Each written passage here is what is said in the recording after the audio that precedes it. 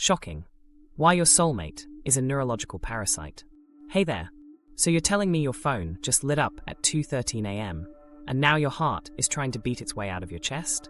Your stomach drops, your pupils blow wide open, and suddenly you're staring at the ceiling feeling like you can actually taste their heartbeat in your teeth. Food starts tasting like cardboard, and sleep becomes a distant memory, while every single song on the radio feels like it was written specifically about your life. You're absolutely certain this is fate, but here's the funny thing. What feels like a holy connection is actually just a massive neurological hijack. Your brain just wrote a myth in bright neon, using a cocktail of dopamine, oxytocin, and cortisol. So we're going to strip that fantasy down using clinical neurobiology and attachment theory. We've got 4 parts today: the hijacking, the trauma mirror, the parasitic loop, and your personal extraction kit. There is no fluff here, just real tools to help you finally get your mind back. We are moving from that raw panic into the actual wiring that made this whole mess feel sacred. To understand why you're stuck, we have to rewind to that very first hit when your brain tagged them as special and locked the circuit into place. The first hit, neurochemistry of destiny. So you meet them for the first time, or maybe they suddenly pop back into your life, and bam, your body answers before you can even remember your own name. That massive rush you're calling destiny is actually just your reward system firing on all cylinders. The ventral tegmental area starts shooting dopamine straight into the nucleus accumbens, which is the part of your brain that flags things as new and important. It's basically like your brain took a giant yellow highlighter to this person and told you that they're the only thing on the page that matters. Norepinephrine surges right alongside that dopamine, cranking up your arousal and focus until your hands start to shake and you're tracking every single tiny expression on their face. The room starts to blur around them because your brain is using the same system it flips on during a life or death threat, which is exactly why intense attraction can feel a lot like a panic attack. Your heart races, your appetite completely disappears, and your sleep starts to fracture into tiny pieces. It feels like a spiritual awakening, but if you look at the data, it reads a lot more like a high-stress medical event. Oxytocin and vasopressin slide into the mix like the closes of a deal, with oxytocin riding on the back of every touch, every tone of voice, and even simple eye contact. Vasopressin acts more like a guard dog by wiring in feelings of possessiveness and territory to help maintain a pair bond. You barely even know this person yet, but your body is already drafting a legal contract that says ours in big bold letters. This is what happens during fast imprinting under high arousal, and your brain absolutely loves to glue your most vivid memories to these massive emotional spikes. Think about those flashbulb moments where you remember exactly where you were, what song was playing, and even how their jacket smelled because the hippocampus is filing it all away while the amygdala brands it with heat. Here's the thing about reward prediction error that you need to understand. Your dopamine neurons don't just fire when you get a reward. They fire when the outcome is way better than you expected.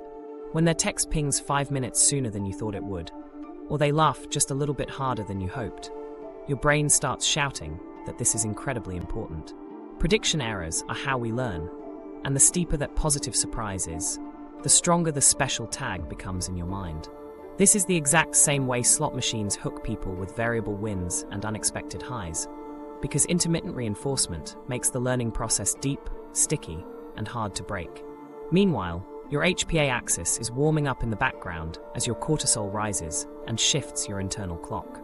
Now you're wide awake at 2 in the morning, scrolling through their feed and rehearsing future conversations while hunting for any sign that they feel the same way. You call this synchronicity, but your insula just calls it salience, and the resulting sleep loss pushes your prefrontal cortex into a low-power mode. This means your impulse control goes out the window, and you start making up elaborate stories to make these massive feelings make sense. Destiny bias slides right in to convince you that if you feel this big, it must mean something equally big is happening. Early conversations quickly get framed as omens, like when you realize you both love the same obscure indie song from 10 years ago. Sure, it's a cool coincidence, but your dopamine just turned your pattern detection settings up to 11. Apophenia is the tendency to see patterns in random noise, and it shows up whenever your salience spikes like this. It isn't a moral failure or a sign from the stars. It's just a settings issue in your hardware. The same system that kept your ancestors alive by spotting a rustle in the grass is now spotting messages from the universe in a random Spotify playlist. Imagine you're at a coffee shop and they accidentally brush your hand while passing the sugar, sending a tiny jolt through your arm. Oxytocin hums and norepinephrine sharpens the moment so intensely that your brain now associates the smell of roasted beans and sugar with their face. 2 weeks later, you can't stir a cup of coffee without craving the sound of their voice because of the cue-triggered learning happening in your hippocampus amygdala loop. Your brain is incredibly efficient at building these associations with smells, songs, and routes home, but it can also be absolutely brutal. If you were already stressed out before you met them, maybe from work pressure, grief, or a recent breakup, your system was already primed for this. Bonding actually accelerates when we are under stress because oxytocin rises to try and soothe us. But when it's paired with high cortisol, it can make you cling to the very thing causing the spike. It's a lot like hugging the safety bar on a roller coaster to feel secure during the big drop. It's fast, it's deep, and it's incredibly confusing for your heart. Now the first proof finally lands when they text you at the exact moment you were thinking about them. Reward prediction error lights up again because the timing was better than expected, and you immediately stamp the moment as fate. The truth is much simpler when you consider the billions of thoughts and dozens of pings we deal with. But because this one overlap happened under high arousal, it feels sacred. Post-diction kicks in, and you start rewriting your own memory to make the whole thing look inevitable. You tell yourself that you knew it would happen, but the reality is that you just felt it, and your brain is sacrificing accuracy for a coherent story. What nobody ever tells you is that the calm, steady attention of a securely interested person usually generates much smaller dopamine peaks. It's rewarding and healthy, but it's also predictable, which doesn't trigger the same important alarm in your head. In contrast, the maybe yes, maybe no dance of an inconsistent person blasts you with constant surprises that your nervous system reads as high importance. Intermittent contact doesn't just keep you guessing, it keeps you learning at a lightning-fast pace. Every unpredictable reply and every sudden burst of warmth after a cold distance becomes a jackpot that keeps you chasing the variance rather than the person. The impact of all this is that within a few weeks, your inner narrator starts to harden its stance. You tell yourself this must be fate because you've never felt like this before, but your prior love stories probably didn't combine novelty, sleep debt, and cortisol quite this intently. The map in your head starts to redraw itself around them until the streets seem shorter when you're heading to their door. Your entire day begins to hinge on their notifications. Work gets fuzzier, and you stop noticing the sunsets unless you're taking a picture to send to them. Because your prefrontal cortex is dipping while you're underslept and overstimulated, you start bargaining with every red flag you see. You tell yourself they're just busy or that the long silence is just expansion, mistaking your own vigilance for true devotion. That sense of being home you feel after they finally give you a breadcrumb of attention is just your cortisol dropping, not a destiny checkpoint. The chemistry is very real, but the meaning you choose to pin to it is completely optional. While chemistry set the trap, your history chose the bait, and your nervous system didn't pick this person at random. It was scanning for a template it already knew, meaning that what felt like recognition was just familiarity wearing perfume. Why this person fits, you're wound. To understand why you clicked with this person so fast, we have to talk about templates. Specifically, your attachment templates. Think of these as your nervous system's factory settings that got saved back in childhood. These settings define how closeness feels, how danger feels, and exactly what hoops you think you have to jump through to keep someone's love. These aren't conscious rules you wrote down in a notebook. They are deep-seated body rules. When you met this person, your internal settings recognized their specific pattern long before your conscious mind even finished saying hello. If you grew up with a parent who was warm and cuddly one day, but totally distracted and cold the next, your body learned a tough lesson. Love comes wrapped in uncertainty.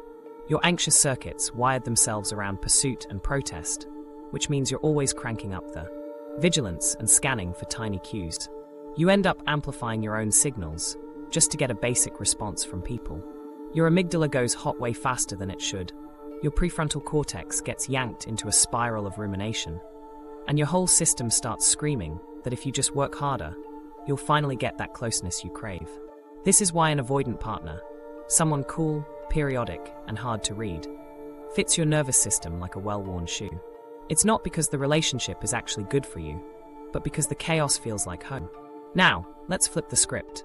If your early caregiver was totally overwhelming, maybe they were intrusive, or had zero respect for boundaries, you probably carry avoidant circuitry. You learned early on to downplay your own needs, soothe yourself in private, and keep a healthy distance just to feel safe. For you, closeness actually spikes your stress levels, so you manage that discomfort by creating space. Anxious partners feel like a massive amount of pressure, even when they're just sitting in the room with you.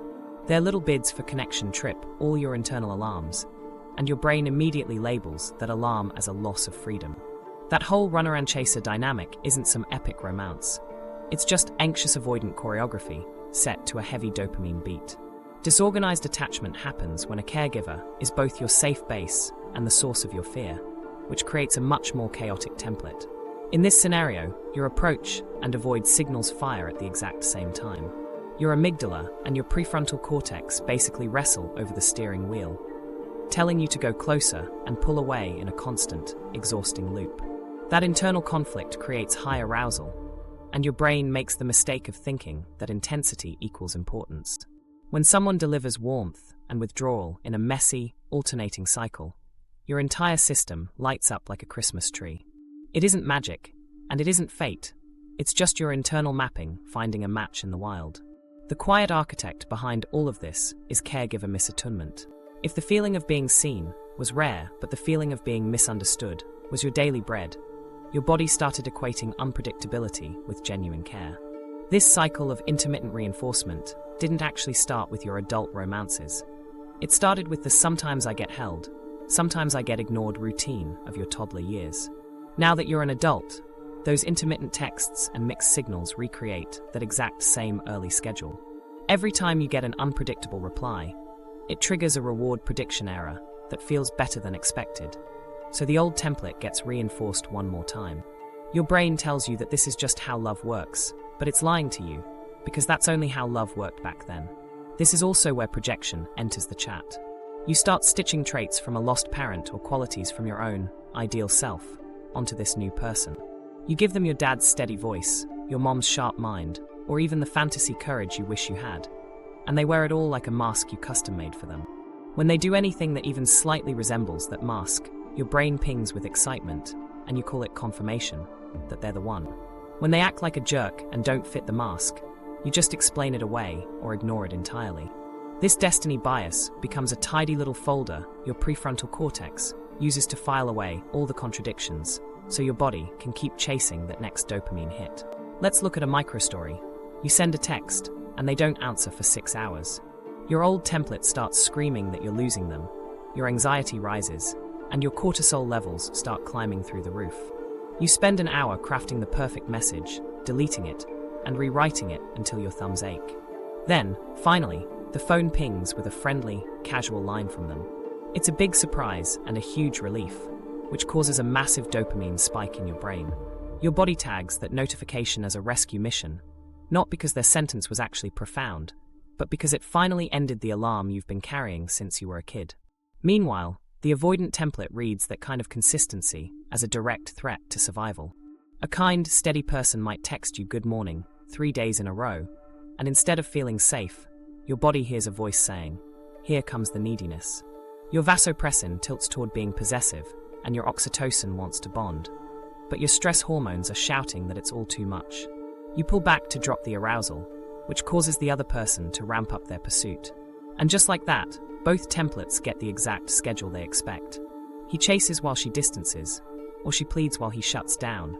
And while the labels might change, the dance stays exactly the same. Here's the real kicker. These templates totally bias your perception of reality. Anxious eyes will overread threat in a simple pause, but underread the threat in actual cruelty. Avoidant eyes will overread the threat in closeness, but underread the danger in emotional distance. If you have a disorganized template, you just seesaw back and forth between both extremes. This isn't a flaw in your character, it's just how you've been calibrated. Your insula reads your internal signals, like your racing heart or that churn in your gut, and your brain writes stories to match those feelings. If your gut says danger, your cortex will find a reason to justify it, and if your gut says familiar, your cortex will insist on calling it fate. So when you say this person felt like home, you really need to ask yourself which home you're talking about. Was it the one where you were chosen and cherished, or the one where you had to earn every scrap of affection?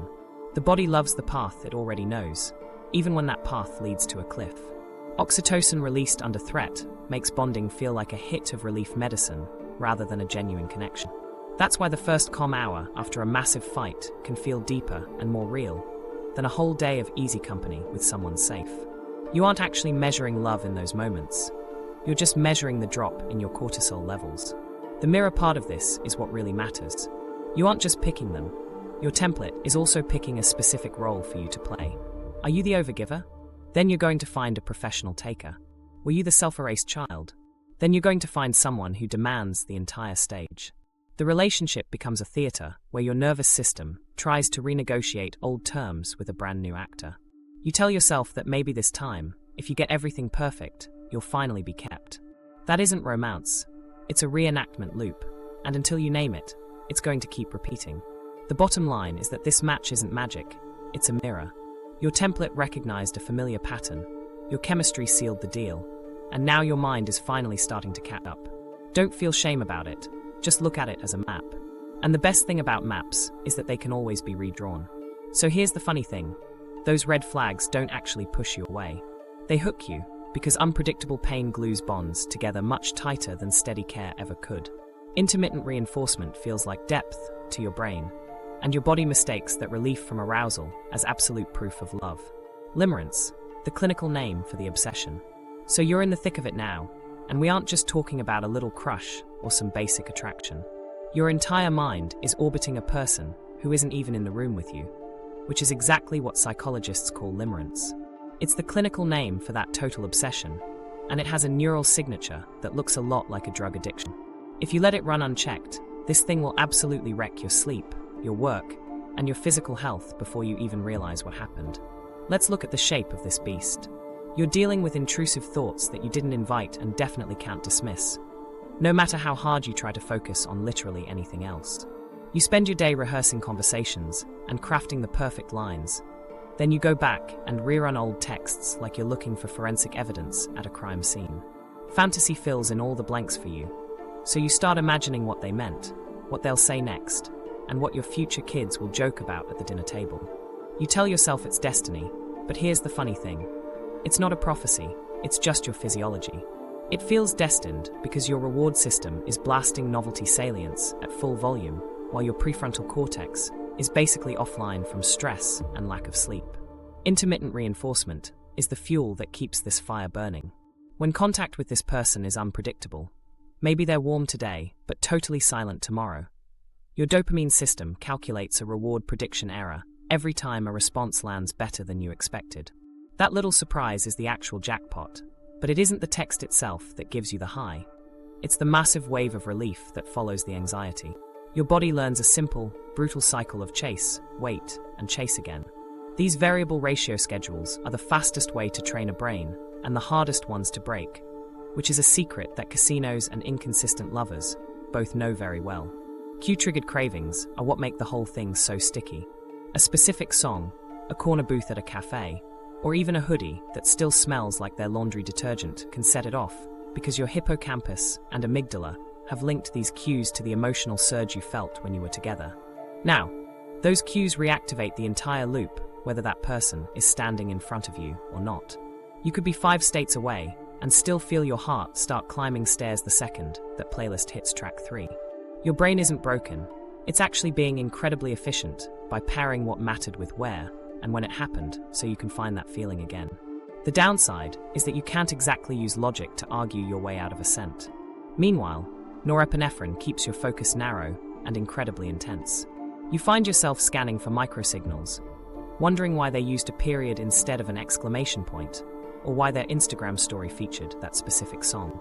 Oxytocin and vasopressin tilt your brain toward bonding and guarding that connection, even if the bond mostly exists inside your own head. When you feel a threat, like when they start to pull away, oxytocin doesn't just make you want to cuddle. It can actually make you double down on proximity, because your body is trying to calm itself down by moving closer to the alarm to make it stop ringing. It works for a few minutes, but in the long run, it just wires the loop even deeper into your nervous system. We have to talk about distortions, because limerence completely bends the way you think. You start mind reading and telling yourself you know they're just testing you, Or you fall into confirmation bias, where you bank every sign that fits your story and ignore everything that breaks it. Then there's post-diction, where you swear you knew something was going to happen all along, and destiny bias, which makes you think that if it hurts this much, it must be sacred. You might even get stuck in a sunk cost trap, telling yourself you can't quit now because you've already put a year into this. These aren't character flaws.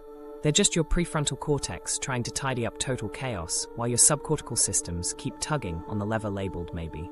Imagine you're sitting at your desk, and it's been 3 hours with no ping from your phone. Your cortisol edges up and your appetite drops, but you keep telling yourself to stay chill until the screen finally lights up with a message that says, "Sorry, crazy day." It's one sentence with zero depth, but you feel the rush anyway because that hit is the relief curve in action. Your norepinephrine falls, your dopamine pops, and your chest finally loosens up as the vasopressin hums. Your brain doesn't tag that content as sacred because it's deep. It tags it because the timing was unpredictable. Unpredictable safety always feels deeper than predictable care, and that is the ultimate trap.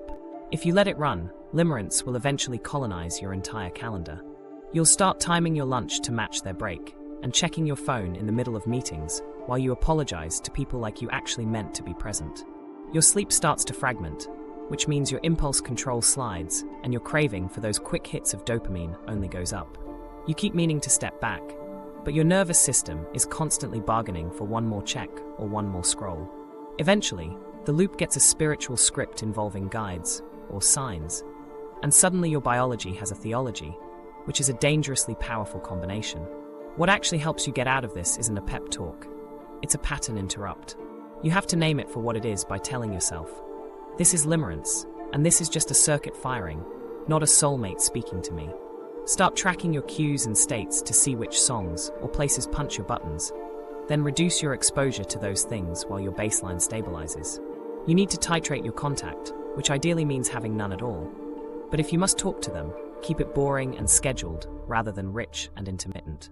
Eat, sleep, and get some sun, because even though it sounds basic, basic is biochemical.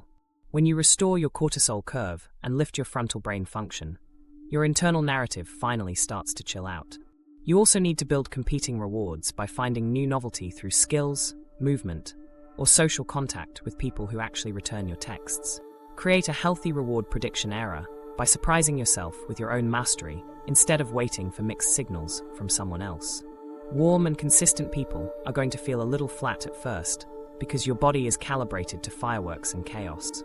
That flatness isn't a lack of chemistry, it's just low cortisol, and you have to give it enough repetitions to feel normal again. The craving won't vanish overnight, but cravings absolutely hate daylight, and they start to shrink the moment the system stops starving. The bottom line is that limerence turns another person into a planet and makes you into a moon. It feels like fate, but it's really just a very intense form of learning. Since these loops were learned by your brain, they can absolutely be unlearned with enough time and the right perspective. So you're telling me this brain bug is out here wearing a halo?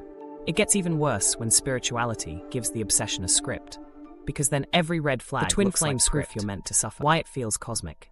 So you're wide awake at 3 a.m. scrolling through your phone with that raw, wired feeling in your chest, and suddenly you stumble onto a whole new vocabulary for your chaos.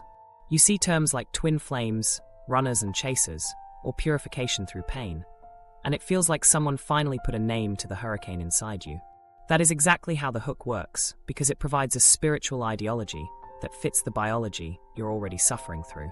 Let's look at the roles first, because the runner and chaser dynamic is basically just anxious avoidant attachment wearing a fancy costume.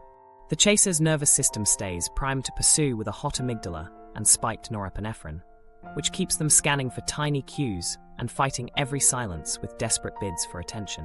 On the other side, the runner manages their own stress by creating distance and protecting their autonomy, pulling away just to drop the internal heat of the connection.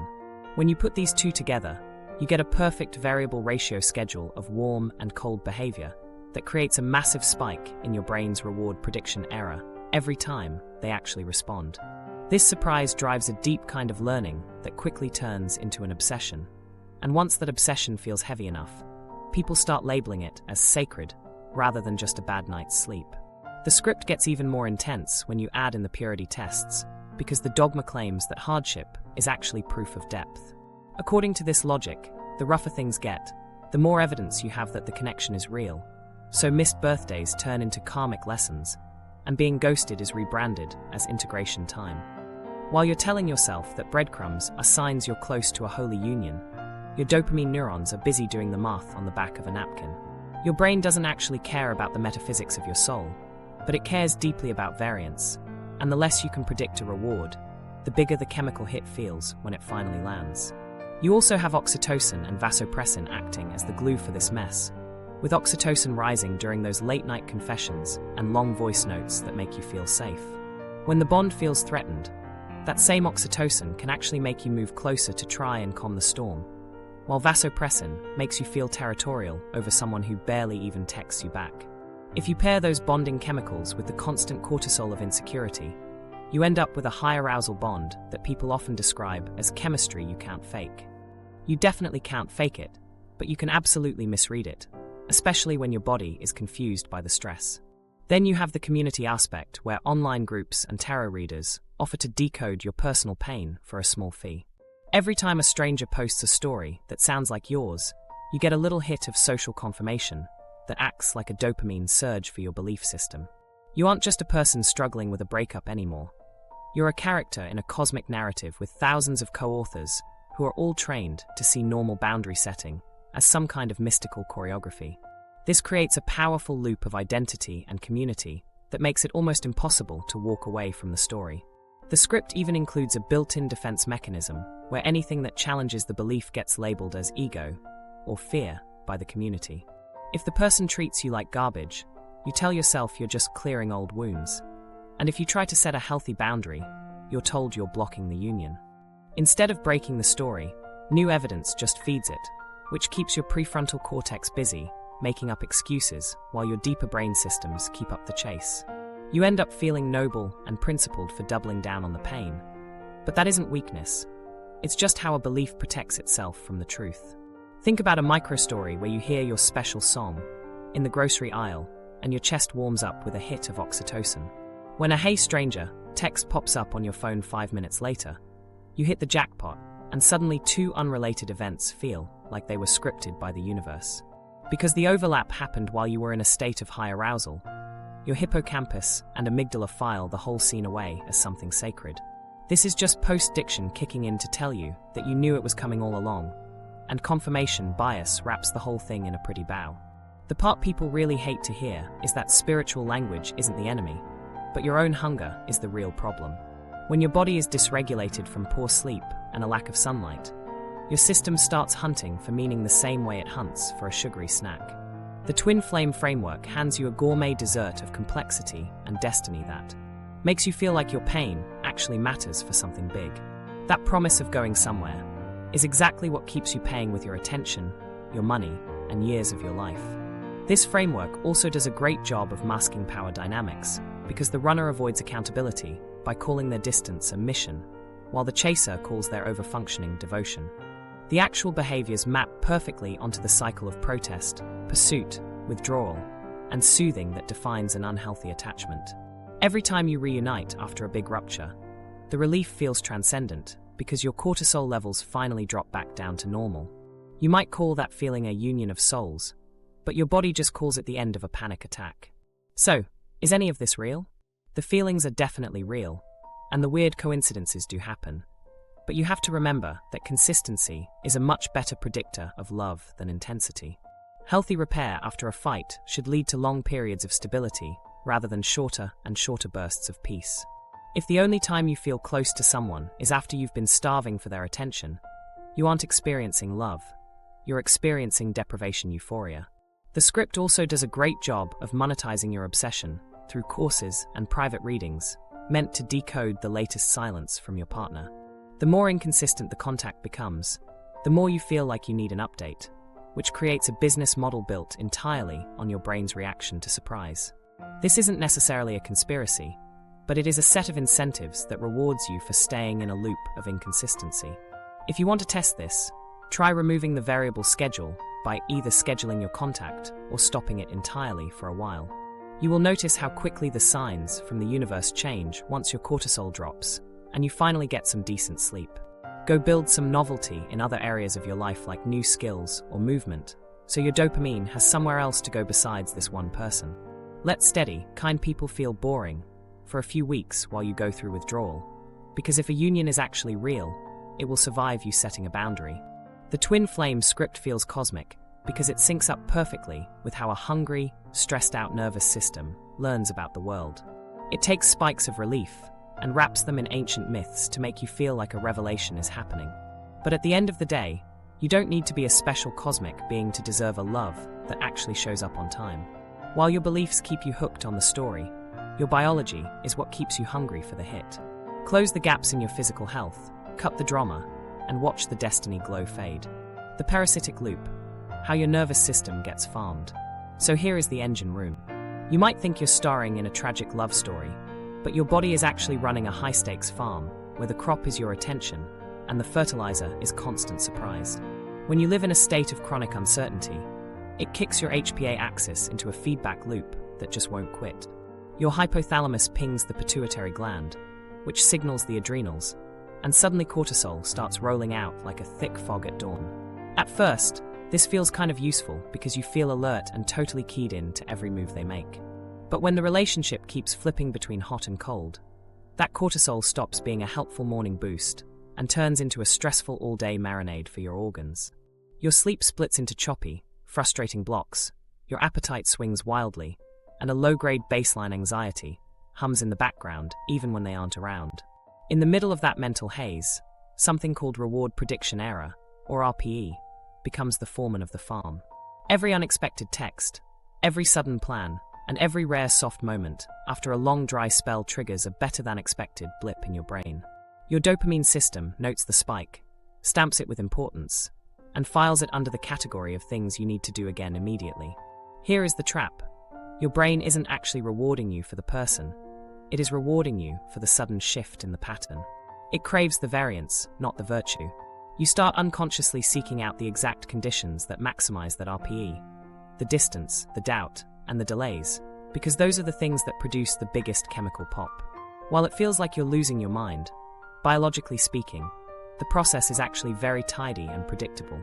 Meanwhile, a hormone called vasopressin starts making you feel incredibly territorial and on edge. Their vague Instagram stories spark mental images you just can't shake. Your jaw clenches for no reason, and you find yourself scanning social media at 1 a.m. for any sign of arrival. Because your oxytocin system feels under threat, it pushes you toward proximity seeking, which is just a fancy way of saying you feel a desperate need to reach out. You send that text just to calm the internal system that their inconsistency spiked in the first place. That massive wave of relief you feel when they finally answer is the drug-like drop where your norepinephrine falls, your cortisol eases, and your dopamine rises. Your body records this as a successful rescue mission. The next time the internal alarm screams, your brain will demand that exact same rescue, which is how the loop farms you by using your need for relief to keep you coming back for more. Withdrawal is what finally seals the deal and makes it feel impossible to leave. When the contact stops, you don't just miss their personality, you start experiencing actual physical symptoms. Your sleep fragments into shallow dozes, you wake up way too early with your mind racing, and food starts alternating between tasting like cardboard and being totally irresistible. All your usual pleasure flattens out into a grey blur. This is a classic dopamine deficit state where your system spent weeks riding high spikes. So now the normal baseline feels empty and cold. Your body starts telling you a story that you are empty because they were your other half. But that isn't the truth. The reality is that your reward circuits were whipped into a frenzy by variable ratio training, and now they are painfully recalibrating to a world without the chaos. Every almost contact you have opens up what scientists call a memory reconsolidation window. You see their name pop up on your phone, your heart rate jumps through the roof, and old memories start replaying in your head with fresh, vivid color. This is a label state, where your memories are actually soft and ready to be updated or changed. If the interaction ends up being warm, your brain restamps the old myth by telling itself that they clearly still care. If the interaction is cold, you will scramble to protect your original belief, and the loop deepens regardless of what actually happened. This is exactly why those closure talks usually make everything feel 10 times worse. Each point of contact is just another chance for your brain to re-tag the bond as significant, So if you want that tag to fade, you have to stop the restamping process entirely. Then we have to talk about tolerance, because what felt like a feast in week 2 usually becomes nothing but crumbs by month 6. You start escalating your behavior just to keep the feeling alive, which leads to longer texts, bigger emotional bids, and much riskier moves. The highs start to shrink while the crashes get wider, and eventually, your entire day gets organized around managing the next burst of reward prediction error. This creates an allostatic load, which is the literal wear and tear of chronic stress on your body. It changes how your nervous system sets its version of normal, shifting your default state toward constant vigilance. You aren't just obsessing about a person anymore. You have started living like the entire world is built on a foundation of maybe.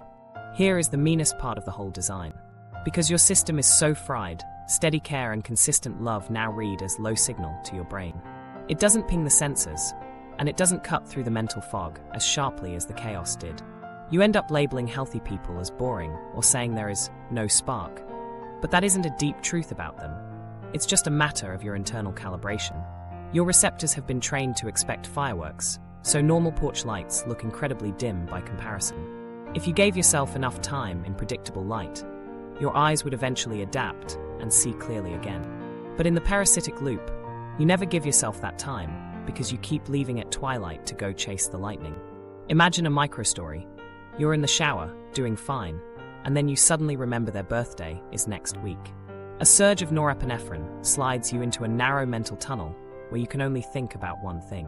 You spend an hour picturing the perfect, casual message, but you hold back and send nothing for most of the day. All day long your brain is bargaining with itself until you finally crack at 9:47 p.m. and send a simple, hope it's a good one. 10 minutes later, they reply with a thanks, and the relief slaps you so hard it feels like a physical weight lifting. Your mind translates that chemical slap into deep cosmic meaning, and the farm logs another successful yield for the season. So how do you actually starve the loop? First, you have to stabilize your physical body by sleeping way more than you think you need. Eat protein and fiber early in the day to keep your glucose steady, and make sure you get real sunlight in your eyes before you look at any screens. Doing this resets your cortisol and helps wake up your prefrontal cortex so you can think straight. Second, you have to cut the variance by ending all unscheduled contact. If you absolutely have to talk about logistics, put those conversations into a narrow, predictable window, like Tuesday at 2 o'clock, instead of just whenever. Third, you need to strip away the cues by archiving message threads, muting shared playlists, and changing your driving routes. The fewer jolts you give your amygdala and hippocampus, the less often that craving cycle will trigger. You also need to create countervariance, which is just reliable novelty in other areas of your life. Find skills you can measurably improve, make social plans that you know will actually happen, and start a movement practice with very clear milestones. These things produce a healthy version of reward prediction error without all the social chaos. When that withdrawal voice in your head starts whispering that you're losing the magic, you need to answer it like a scientist. Tell yourself, I am not losing anything. I am recalibrating my receptors. Because that is literally what is happening as you shift your nervous system from chaos-based learning back to stability-based learning. The parasitic loop isn't a curse you're stuck with. It's just a design quirk of being human. If you close those shock windows and feed your baseline, the farm eventually stops running. Get this, after weeks of fireworks, steady calm feels like a total blackout. That is just withdrawal faking the truth to get its fix. If you stay with the quiet long enough, your eyes will finally adjust. Boring isn't empty. It is actually nervous system oxygen. Just keep breathing. Trauma echoes. Childhood scenes replayed in romance. To understand why this bond feels so ancient, we have to take a walk through your old childhood home. But we aren't going there physically. We're going there nervously. Romance is basically the place where your body tries to replay every problem you couldn't solve as a kid, hoping that this time you'll get a better ending with a brand new cast and the exact same script. Let's start with parentification, which is just a fancy way of asking if you were the helper child growing up. You were likely the one who read the room, softened your voice to keep the peace, and started making dinner before anyone even had to ask. Your nervous system learned a very specific lesson. I earn closeness by managing other people's lives. Fast forward to your adult life, and suddenly a soulmate shows up who is stressed, scattered, and absolutely brilliant in a crisis. You slide right in with the fixes, the check-in texts, and the soothing plans, and because they feel calm, you finally feel chosen. But here's the thing. That jolt you mistake for a sense of purpose is just an old job badge lighting up because your fawn response has been activated.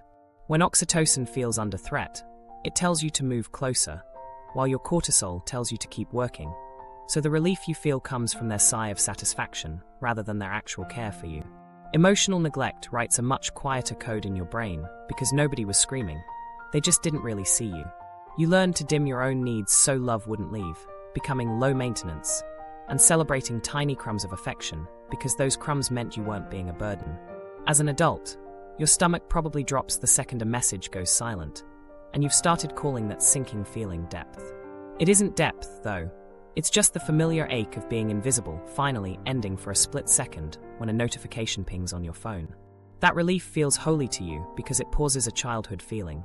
But we have to remember that relief isn't love. It's just a signal that the pain has taken a temporary break. Inconsistent care is what trains us for the cycle of protest and pursuit. Think back to those bedtime stories that sometimes happened and sometimes didn't, which taught your body that you had to escalate things to get your needs met. You learned to use louder bids for attention, tighter clinging, and constant tests to force some kind of proof of affection. When you bring that into the dating world, you'll find yourself poking at someone distant just to feel them say, "Please don't go." If they leave and then return, you get the biggest dopamine pop possible.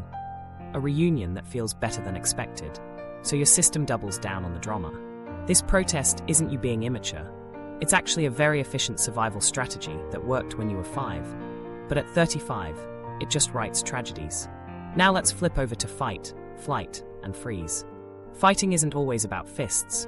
It's often about control, like using interrogations, ultimatums, and rigid rules to try and cage the chaos around you.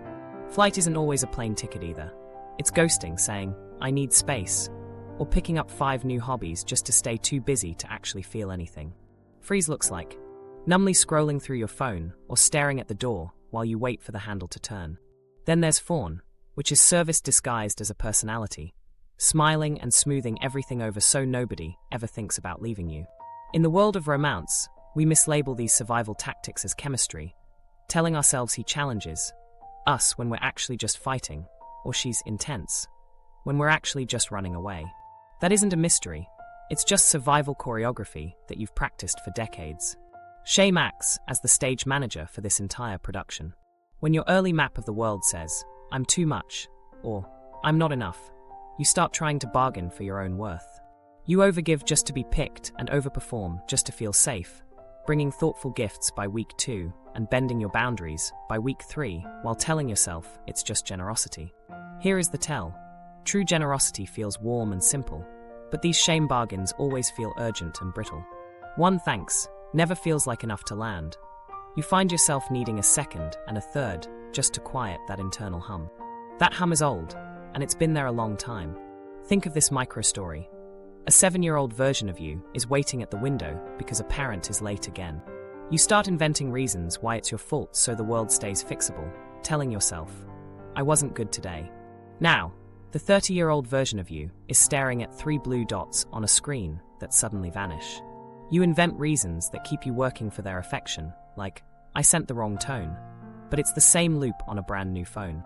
Disorganized attachment scrambles all of this even further. If your safe person was also someone who was scared or scary, your brain's approach and avoid signals start firing at the exact same time. Today, a lover's warmth might make you want to crawl into their chest and run for the door simultaneously. You test the closeness and then detonate it, and the resulting blast proves you were right to be afraid, which calms one part of you while deeply wounding another. Because high arousal feels like importance to your midbrain, the cycle gets framed as an epic romance. But it's not epic, it's just electricity arcing across frayed wires. Then we have to add the twist that oxytocin pulls when you're under threat. When you feel alarmed, oxytocin can actually drive you to approach someone just to lower your cortisol levels. You'll find yourself texting after a massive fight not because it's a wise move, but because that contact drops the heat in your system. You call that drop home, but your body just calls it regulation. Meanwhile, your vasopressin is acting like a guard dog, making you hypervigilant toward rivals and scanning who liked what or replaying every shift in their tone. That isn't romance. That's just a mammal trying to protect a resource it thinks is scarce. Memory reconsolidation keeps painting the same set over and over again. Every dramatic reunion retags the story in your head, convincing you that pain followed by pleasure equals proof of love. Your hippocampus updates the file, your amygdala brands it with heat, and the stage props just keep getting brighter. Songs, streets, and old sweaters all turn into portals that lead you right back into the loop. You aren't broken, you're just incredibly well trained. Here is the reframe that stings but ultimately sets you free. Your soulmate didn't actually create that feeling. They just turned on a circuit that was already wired into you. They are the mirror that showed you your own template, and the echo chamber where your childhood lines finally sounded loud. Because that echo is so familiar, you decided to call it the truth. But familiar isn't the truth, it's just familiar. You are going to keep reenacting this until you finally name the script. You have to say it plainly. When the silence hits, my child self takes the wheel and tries to earn love. Or perhaps, when closeness rises, my body hears smothering and starts to run. Then you just pause. That pause is the very first break in the scene. The impact of all this is that the soulmate is just a stage for old pain. But the good news is that stages can host brand new plays. Once you catch the casting call, where the overgiver seeks a taker or the ghost seeks a chaser, you can finally decline the role. That is exactly where your choice starts to sneak back in. Well, no kidding.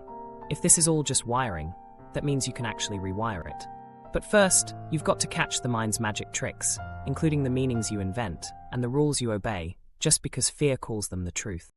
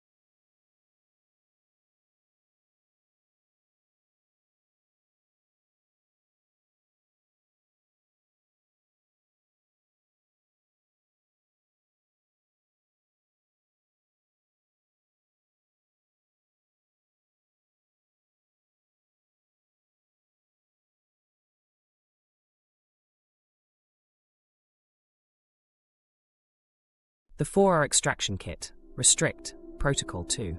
Okay, now we have to deal with the hard one, restrict. In this world, contact equals a relapse.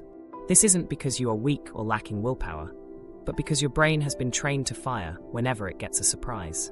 If you want to heal, you have to reduce the variance, reduce those dopamine spikes, and reduce the craving. It's a simple idea, even if the feelings involved are incredibly messy. We start by choosing a no-contact tier. Hard no-contact is the gold standard, which means you block, delete, archive, and remove them from everywhere. This isn't being mean or petty. It's a medical necessity because you are lowering your exposure to the active ingredient of unpredictable pings. Soft no-contact is for when you have shared logistics or unavoidable spaces, so you use boundaries and scheduled windows. Necessary logistics is a very narrow lane for things like kids, leases, or work projects, but everything else needs to stay off the road. Write yourself a logistics script and keep it as boring and brief as possible. Something like, Tuesday drop-off is at 2 p.m. Please confirm Y/N. Works perfectly. Don't use emojis, don't walk down memory lane, and definitely don't ask, how are you? Because you are shrinking the room for ambiguity. Ambiguity is the slot machine that keeps you hooked. So if they push for more, you just repeat the same line. If they try to escalate things, you don't debate them, you simply disengage. Every extra sentence you type is a bet you're placing, so stop placing bets. A digital detox needs to be surgical. Mute, block, and unfollow them across every single platform you use. Archive those threads you compulsively reread, and change their name in your phone to something like Do Not Touch, RPE Trap. Move your photos to a cold storage folder that you can't open without some serious friction, like a password or a two-step process that isn't on your home screen.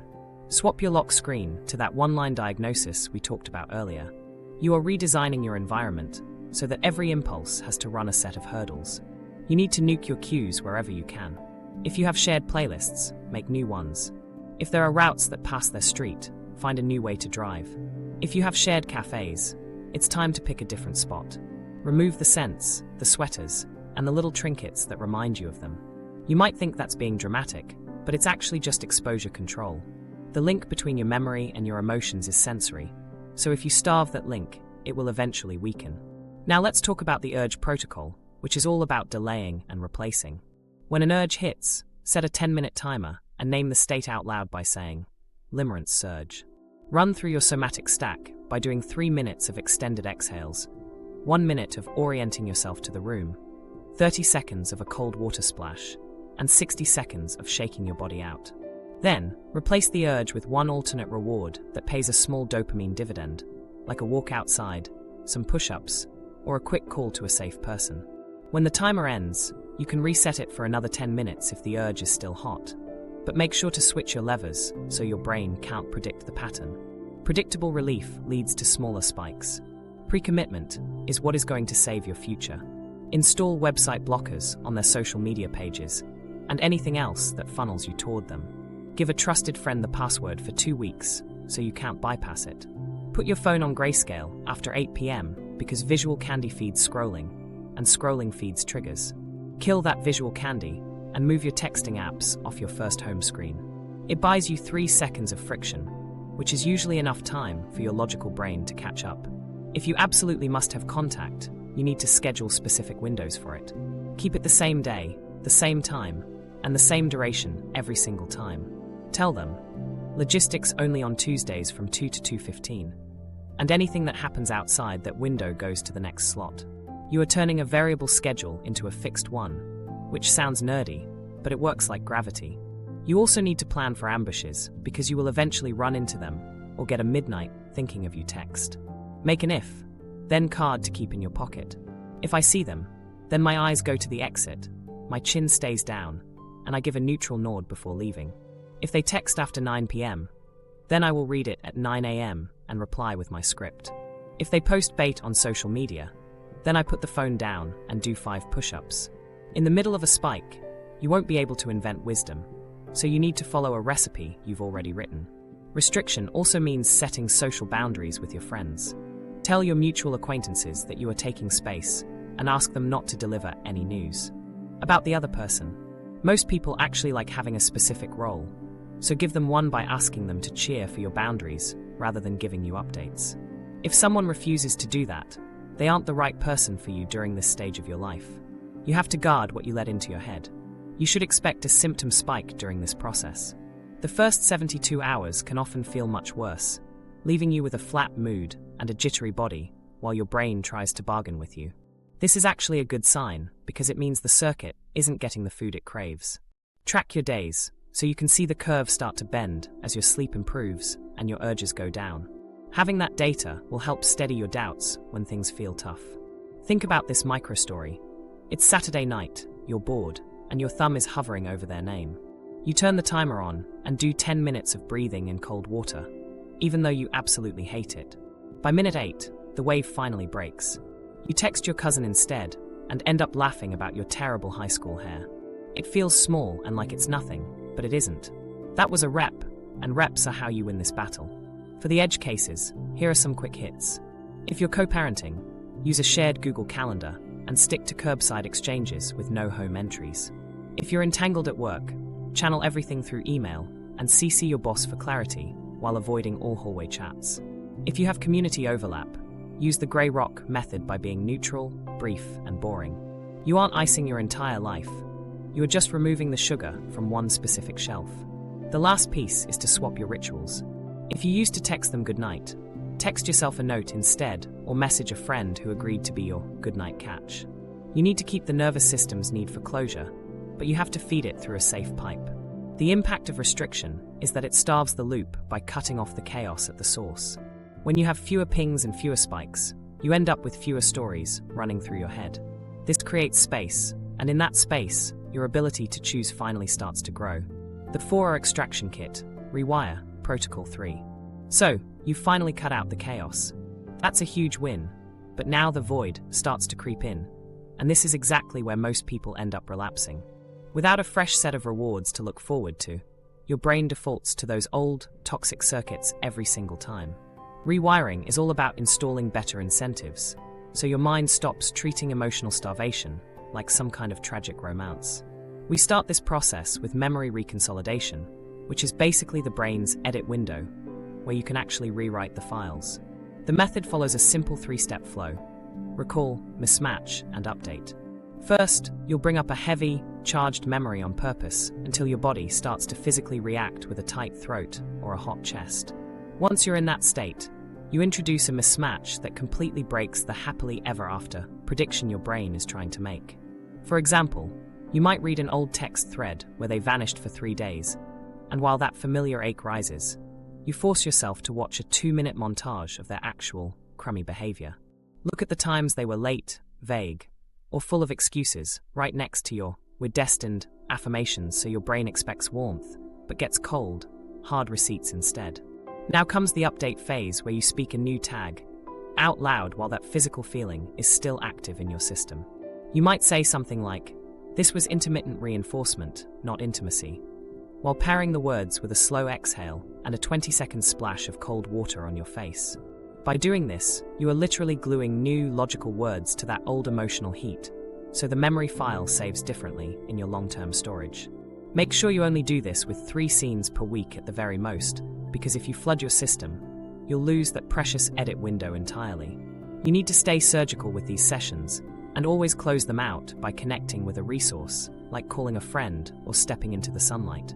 The update only sticks when you leave the session feeling at least 1 notch calmer than you were when you started the process. The next lever we pull involves competing cues, which is just a fancy way of saying you need to find a healthy rate of perceived exertion on purpose. Your nervous system is currently starving for novelty, mastery, and belonging, so you need to feed all 3 of those needs every single day in small, trackable ways. For novelty, try a new hiking trail or a different recipe, or even a micro-adventure like going to a solo movie matinee on a Tuesday. For mastery, pick one skill you can actually measure, like 10 minutes of guitar scales, a Duolingo, streak, or hitting a specific number of kettlebell reps. Finally, for belonging, you need scheduled hangouts that don't get cancelled, such as a Thursday board game night or a standing Sunday phone call with your favorite cousin. By setting this up, you're creating predictable novelty and earned highs that give your dopamine a steady, reliable job, so it stops freelancing for chaos. The structure is simple: 1N, 1M, and 1B every single day, and you should write them down the night before. Keep these tasks tiny, so you can't possibly weasel out of them, and every time you finish one, mark a big X on your calendar. Those XS eventually turn into streaks, and those streaks are what actually build your new identity as someone who shows up for themselves. Attachment reconditioning is the real heart of this entire protocol, because if your internal template is anxious or avoidant, you need reps of secure behavior. You start by providing that security to your own nervous system, first through daily check-ins at breakfast, and right before you go to bed. Ask yourself what you're feeling and what you need. Then follow through on one kind thing for yourself, like packing a healthy snack or finally setting a work boundary. You are essentially becoming the consistent, reliable caregiver that you might have missed out on earlier in your life. When you're ready to practice with others, focus on secure microbehaviors. Greet, share, and repair. Greet means you reach out first once a day to someone safe with a simple message, while share means disclosing one honest sentence about your mood without performing for them. Repair is the most important part, where you circle back quickly after a misunderstanding to say, "Hey, that came off a bit sharp, and here is what I actually meant." Consistency is the entire point here, because predictable care turns down your stress hormones much better than any grand, romantic gesture ever could. You also need to design friction against your old habits by using implementation intentions, which are just if-then statements for your brain. If you pass their street on your way home, then you turn right and call a friend. If you hear your song on the radio, then you switch the playlist and do 10 wall push-ups. Write 5 of these down and carry them with you, so you can outsource your willpower to a piece of paper when things get tough. Finally, you have to install pleasure that isn't tied to another person, because your system has linked relief to one specific human for way too long. Break that monopoly by finding sensory treats you control, like a hot bath with eucalyptus or a comfort drawer filled with your softest clothes and a weighted eye mask. When you feel that old urge to reach out, you have to earn one of these treats by running through your somatic grounding exercises first. This makes the grounding work the key that unlocks your comfort. Rather than a desperate text message to an ex, imagine you're at your desk during that 4 p.m. energy dip, and the itch in your brain says, "Just check their Instagram page for a second." Instead, you run the recall mismatch update on a saved screenshot of their most vague, non-committal text, and as that chest heat rises, you whisper, "This isn't intimacy, it's just ambiguity." You breathe out slow, splash some water on your face, and grab your guitar for 3 minutes of scales until the itch shrinks down to something manageable. You then text your friend your daily streak, and even though it feels tiny and boring, it actually works. You need to track these wins like a scientist with 2 columns labeled Old Q and New Outcome, so you can look back at the data a week later. Your brain desperately needs proof that it can feel good without playing emotional roulette, so make sure you give it the receipts. Rewiring isn't just a fluffy pep talk. It's about installing steady rewards and practicing secure care until your system stops chasing lightning and starts actually liking the light. The 4R extraction kit, Rebuild, Protocol 4. Rebuilding means you're finally creating a life that doesn't actually need the toxic loop to feel exciting or meaningful. This isn't about building a fake Instagram life, but rather a nervous system solid life that pays you back in predictable ways like autonomy and calm. The goal here is to gain total control over those compulsive seeking behaviors that used to run your entire day. Start this phase with an identity inventory by grabbing a piece of paper and splitting it into 3 sections: values, boundaries, and non-negotiables. Values should be treated as verbs like create or serve rather than just empty slogans, while boundaries are the specific behaviors you will stick to, like no phone use after 9 p.m. Non-negotiables are your absolute floor, including things like weekly friend time, morning sunlight, and having at least one hobby that exists purely for joy. By writing these down, you are finally telling your brain who you are without needing a romantic muse to define your existence. Next, you need to write a partner fit statement with 2 columns comparing wound fit versus partner fit. Wound fit is that high-intensity stuff like hot and cold behavior or chemistry that only spikes when you're chasing someone who is pulling away. Partner fit, on the other hand, is boring in the best way possible because it involves people who return messages, keep small promises, and can actually repair things after a fight. Keep these criteria very concrete, like texts back within 24 hours or shows up for plans on time.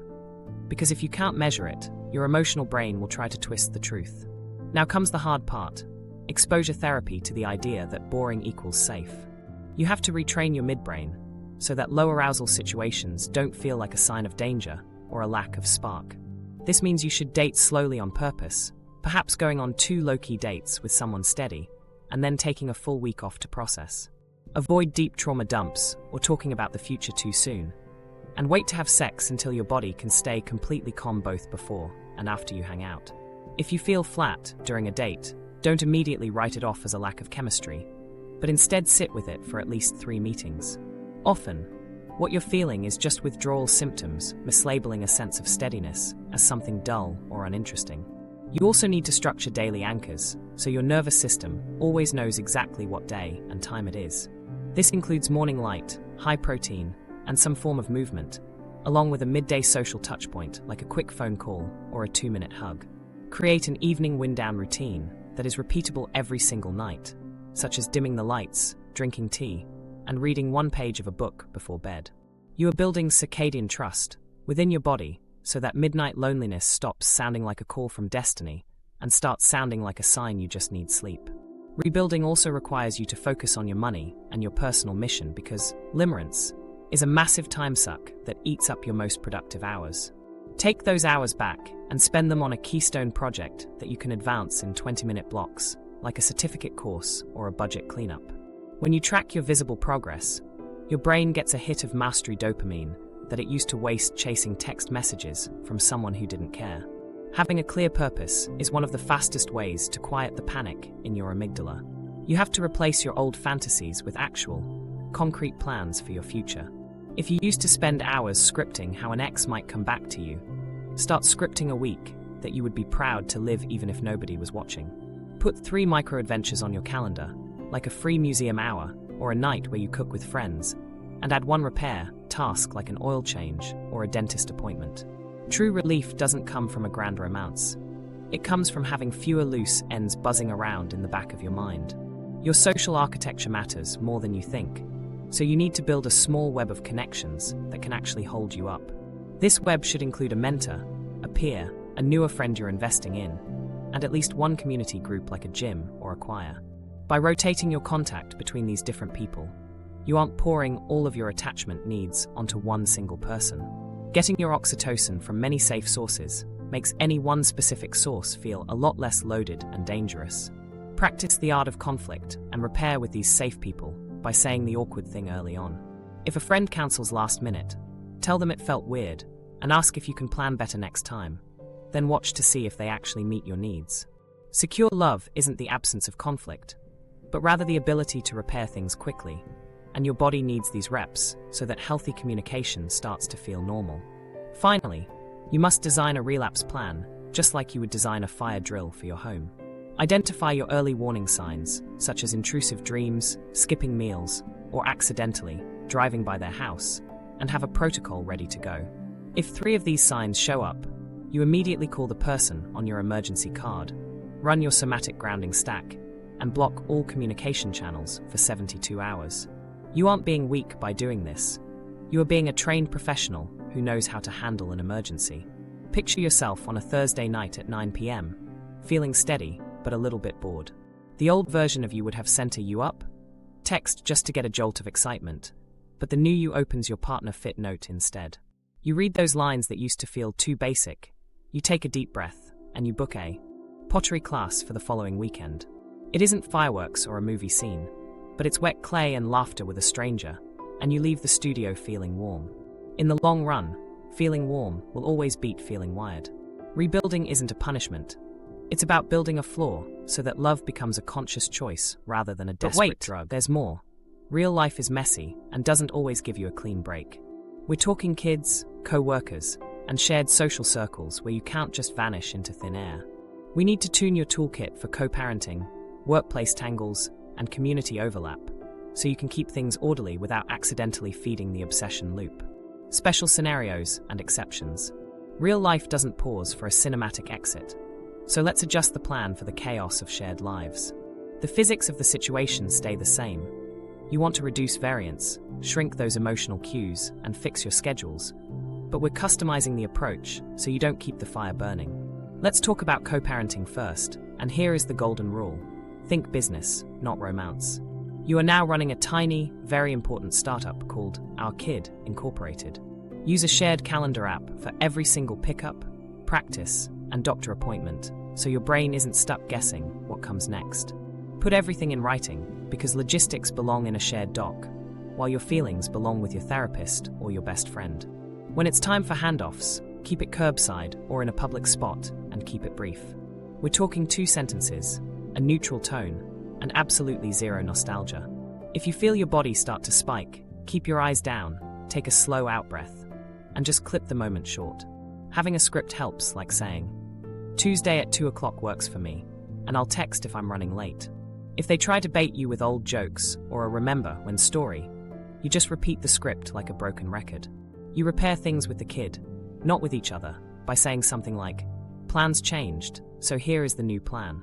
You're basically telling your nervous system that predictability is how you show love now. You also need to build some guardrails for when conflict pops up. If a hot topic starts brewing, move the conversation off text and into an email thread where you keep one subject per chain. It's boring and clinical, but that is exactly the point. If you have to make a big decision, pick a 24-hour cooling-off period before you hit reply. Anything that reduces the element of surprise is going to lower your perceived exertion and buy you some much-needed sanity. Workplace entanglement is another beast, but the chain of command is your new best friend. Move all your communication to official channels like email, project boards, or scheduled check-ins that have a strict agenda. When a topic warrants it, CC a manager because visibility is the fastest way to kill off any awkward ambiguity. You've got to skip those one-on-one lunches and stop the drop-by visits at all costs. If you have to be in the same meeting, pick a seat near the exit, ground your feet on the floor, and look at your notes instead of their face. Stick to the agenda and the action items, then get out of there. If they try to make things personal, your go-to line is, let's keep this focused on work. It isn't being cold, it's just following a health code for your heart. If things are tricky, document the plan with HR, but keep it professional rather than making it a soap opera. You can just say that going forward, all project communication will happen via a sonar and weekly stand-ups. You also need to guard your stories at the office because workplaces love gossip since it feels like novelty, and you are currently starving that novelty. Your colleagues only get the need-to-know version of your life if it helps protect your peace. Then there's the community overlap, like shared gyms, spiritual spaces, or volunteer groups. This is where grey rock becomes your default setting, meaning you stay neutral, brief, and incredibly boring. When it's possible, try to stagger your attendance or rotate locations for a month to let your nervous system finally downshift. You might even carpool with a safe friend so you arrive feeling anchored. It helps to have a buddy system where a friend intercepts you at events, steers the conversation away from trouble, and pulls you out if the energy starts to spike. If a leadership role forces you to be close, subdivide the duties so your overlap is purely procedural rather than personal. Now, let's look at the sticky part, which is telling the difference between a trauma bond and real compatibility. Here are the quick tells. Stress chemistry feels like urgency, fantasy, and wild swings where you get big vows followed by total silence. It's a heat that feels like it needs rescuing. On the other hand, secure compatibility feels like a warm interest that actually gets stronger with time. It involves steady effort, small repairs after small misses, and very simple language. In a stress chemistry situation, you are always chasing clarity, but in a secure one, clarity just shows up unprompted. If your best moments mostly live inside your head or in those rare highs after long lows, you need to tag it for what it is. Deprivation euphoria, not actual depth. Planning for a relapse is non-negotiable if you want to stay on track. Write yourself an if, then card and keep it in the places where urges usually strike, like your wallet, your car, or your nightstand. If you dream about them and wake up feeling sad, the plan is water, lights on, 3 minutes of breathing, and a text to your check-in buddy. If you see them unexpectedly, keep your eyes on the exit, breathe slow, say, good to see you, and then leave. If you get a thinking of you ping on your phone, you delay the reply until 9 a.m. and only use your logistics script if it's actually required. Otherwise, you don't respond and you block them for 72 hours. You have to make these decisions when you're calm, so you can follow them when things get hot. You should also protect your digital edges during these times. If you can, keep your work and personal devices completely separate. Silence your notifications after a certain hour, and use focus modes with labels like Kid Logistics Only or Deep Work. Those labels act as cues for your brain in the heat of the moment, reminding you that this hour isn't for craving someone else. Think about this micro-story. It's a Friday soccer drop-off, and they show up wearing your favorite sweater. Your stomach flips, and it feels like time is slowing down. Instead of spiraling, you look at the lines on the field, feel your feet on the grass, and just say, "Hey, the bag is in the trunk." The kid hugs them, the car doors close, you give a quick nod, and you walk away. Once you're back in the car, your hands might shake a little, but you whisper to yourself, "That's a limerence surge, not love." You roll the window down to feel the air on your face, and 90 seconds later, your breath finally finds you. That wasn't you being cold, that was you taking care of yourself. Expect grief to pop up in these setups because you'll often mistake clean boundaries for a sense of loss. That is just the parasite complaining because there's a famine. You have to hold the line because eventually, being boring is going to start feeling like a kindness. The bottom line is that with the right scripts, schedules, and safe witnesses, you can share kids and projects without feeding the old circuit. It's about having control without the theatrics and keeping order without getting lost in the story. If what you had was actually love, then getting some clarity would only make it stronger. But if the whole thing falls apart the moment you see it clearly, you were just stuck in a trance. When you stop feeding that fantasy, the pain is going to get loud for a while, but that's exactly when your ability to choose starts to grow again. You have to keep starving the myth if you want to find your way back to solid ground. The aftermath, grief, rage, and the identity void. Leaving a situation like this is never going to be a tidy process because you aren't just losing a person, you're losing a future you probably rehearsed in your head 1,000 times. That sudden empty space can feel like you're constantly falling. So we need to treat your grief like a physical problem to solve, rather than some deep poetic mystery. First off, you have to give your rage a dedicated lane to drive in by setting a timer for 3 minutes and just letting it out. Grab a pillow, find a towel, or sit in your parked car and scream at the steering wheel to say all those words you've been swallowing for months. Once the timer hits 0, you need to downshift by shaking out your limbs and taking long exhales while splashing some cool water on your face. You are trying to move the physical charge out of your nervous system instead of just feeding the same old sad story. Next, you should build a simple grief ritual where you sit in the same chair with the same pen for 15 minutes every single day. Write down 3 specific lines about what you miss, what was actually real, and what you are choosing to do now. If you cry on purpose during this scheduled time, you won't find yourself crying everywhere else throughout the day. Finish it up by putting a hand on your chest and taking a slow breath while you sip on something warm. This helps your body learn that there is a safe container for these big feelings. Shame absolutely hates having witnesses, so you need to pick 2 safe people and tell them the plain, unvarnished version of what happened. Just tell them you were stuck in a limerence loop and that you finally left, but now you feel sad and a little shaky. Don't try to make it sound dramatic or like some big confession theater, but just let them nod and walk with you while the natural oxytocin from that clean contact steadies your heart. You should also expect a bit of a timeline where the first 2 weeks involve weird sleep and morning dread before things start to shift. By weeks 3 to 6, your appetite usually returns even if random waves of sadness still hit. But by week 8, you'll notice more even days. If you track these small wins, seeing the actual progress on paper will help quiet the panic when things feel heavy. Eventually, that hole in your life starts feeling like open space rather than a dangerous trap. This isn't about being anti-love, it's about being pro-choice for your own sanity. You aren't killing the magic of romance, you're just killing the trance that keeps you stuck. Real love actually breathes better in the daylight because it's steady, clear, and reparable. It doesn't need a myth to survive, and it never asks you to disappear just to keep the peace. Building secure love after the parasite. So you've finally cut the loop, grieved the dream that didn't happen, and rebuilt a solid floor for yourself. Now comes the part your nervous system probably doesn't trust yet, which is secure love. If you don't know what secure feels like, your brain might actually try to reject it. It's not because the relationship is wrong, but because secure love is quiet, and your brain is used to a loud, chaotic mess. Secure love usually looks pretty boring on paper, but it feels incredibly rich in your body. It runs on 3 basic habits: consistency, repair, and warm boundaries. Consistency is actually very simple when you think about it. They show up when they say they will. They text back in a window that makes sense for a normal human life, and their words match their actions most days. They don't have to be perfect, they just have to be predictable. Your cortisol levels actually love predictable behavior more than fireworks, even if your old habits try to argue otherwise. Repair is the specific muscle that needs to replace all that old drama. In the world of stress chemistry, every conflict feels like a massive threat or a test of the relationship. In a secure setup, conflict is just normal friction that comes with a plan to fix it. A really good sign is when someone can say they missed something or got defensive without flipping the table or starting a fight. You want to watch for those small, fast fixes after a minor misunderstanding. That rhythm tells your brain it doesn't have to stay on high alert for a potential breakup.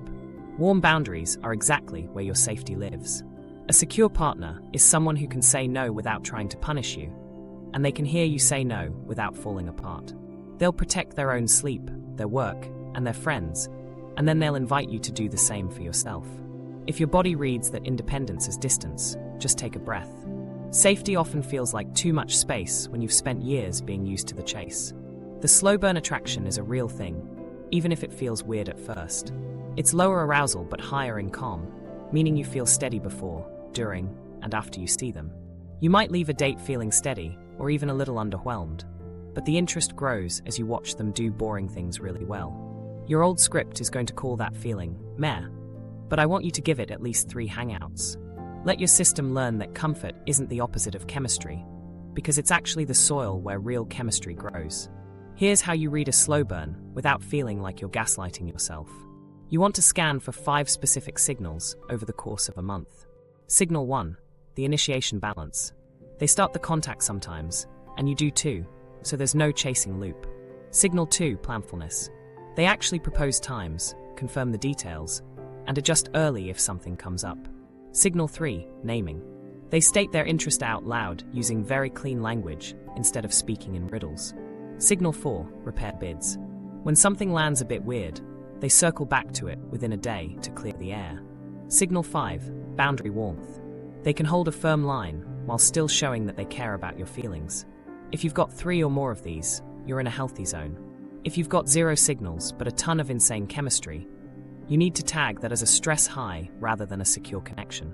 Vetting new partners gets a lot easier when you treat it like you're hiring someone to manage your nervous system. You're looking for 3 main things: history, humility, and conflict skill.